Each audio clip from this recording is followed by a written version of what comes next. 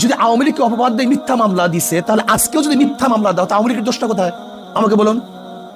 আওয়ামী লীগ কি করছে? চাঁদাবাজি করছে। আজকেও যদি চাঁদাবাজি করি, তা আওয়ামী লীগের দোষটা কোথায়? আওয়ামী লীগ জুলুম করছে, অত্যাচার করছে, আজকেও যদি জুলুম অত্যাচার করি, তা আওয়ামী লীগের দোষটা কোথায়?